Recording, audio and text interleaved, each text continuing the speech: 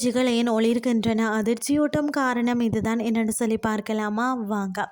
அதாவது பார்த்தீங்கன்னு சொன்னால், தேனீக்கள் உடல் அசைவுகளின் மூலம் செய்தி பரிமாற்றம் செய்கிறது. அதைத்தான் நாம் தேனீக்களின் நடனம் என்று கூறுகிறோம். தேனீக்கள் பார்த்தீங்கன்னா தன் இனத்தை சேர்ந்த மற்ற தேனீக்களுடன் தான் இந்த வகை நடனத்தின் மூலம் தான் செய்திகளை பரப்பிக் கொள்கிறது. வேலைக்கார தேனீக்கள் பார்த்தீங்கன்னா மலர் தோட்டத்திற்கு சென்று தேனை பருகிய பின் தன் கூட்டருகே வருகின்றன. பிறகுதான் இவ்வகை நடனம் புரிஞ்சு மற்ற வேலைக்கார தேனீக்களுக்கு உணவு இருக்கும் இடம், தொலைவு திசை முதலியவற்றை தெரிவிக்கிறதா. தேனீக்களை பற்றி பல ஆண்டுகள் ஆய்வு நடத்திய ஆஸ்திரேலிய நாட்டை சேர்ந்த உயிரியலாளர் விஞ்ஞானி கார்ல் வான் பிரிட்ஜ் என்பவர் தேனீக்கள் நடனம் பற்றி கூறுவது என்னன்னு சொல்லி பார்த்தீங்கன்னா, குறிப்பாக தேனீக்கள் ஒரு விதமான நடனம் புரிகிறது. அந்த நடனத்தின் தன்மைக்கு தகுந்தவாறு செய்திகளை மற்ற தேனீக்கள் புரிஞ்சு கொண்டு செயல்படுகின்றன.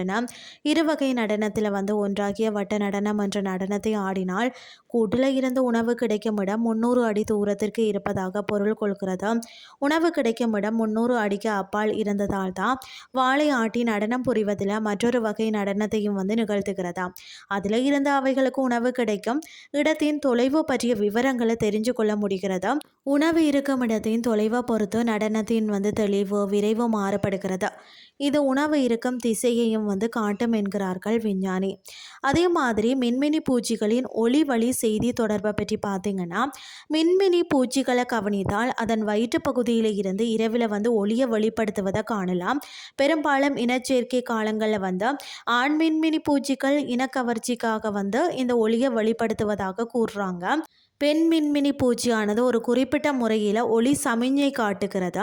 அதனை அறிந்த ஆண் பூச்சி பெண் பூச்சியிடம் செல்கிறது. சில நேரங்களில் பார்த்திங்கன்னா அதன் வயிற்று பகுதியில் ஒளிரும் ஒளியானது எதிரியை பயமுறுத்தி அதனிடமிருந்து தப்பித்து கொள்ளவும் இந்த மின்மினி ஒளி பூச்சிகள் உதவுவதாக கூறுகின்றனர். மின்மினி பூச்சியின் வயிற்று பகுதியில் ஒளி சிந்தும் செல்கள் இருப்பதாகவும் அது ஒளி தோன்றுவதற்கு லூசி பெரின் எனப்படும் ஒரு வேதிப்பொருளே காரணமாக இருக்கிறது என்றும் கூறுறாங்க. சில வகை நத்தையும் ஆழ்கடல் மீன்களுக்கு ஒளி சிந்துகிறதாம்.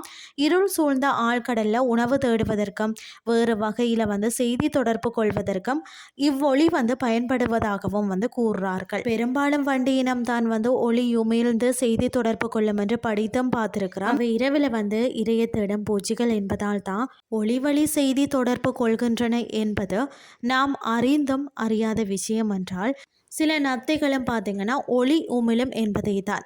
இப்படி மனிதன் நீங்கிய பிறகு உயிரினங்களை பொறுத்தவரை உயிரினம் அழியாமல் நிலைத்து வாழ உணவு, பாதுகாப்பு ஆகிய இரண்டும் அடிப்படை தேவைகள்.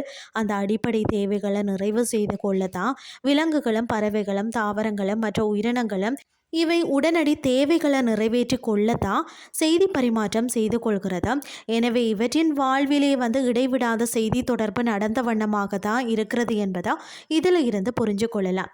இயற்கையின் மௌன மொழியை புரிஞ்சு கொள்வதன் மூலம் விலங்குகள் மற்றது பூச்சிகளின் வியக்கத்தக்க உயிர் வாழ்வு உத்திகளை அறிஞ்சு கொண்டு நம்மளை சுற்றியுள்ள பல்லுயிர் பெருக்கத்தின் முக்கியத்துவத்தை முழுமையாக புரிஞ்சு கொள்ள முடியும். இன்றைய கிறிஸ்டி உங்களுக்கு பிரயோஜனமாக அமைஞ்சிருக்கும்னு சொல்லி நான் நம்புகிறேன். இதே மாதிரி மற்றொரு கிறிஸ்டியின் வயலுக்கு உங்களை சந்திக்கிறேன். நன்றி.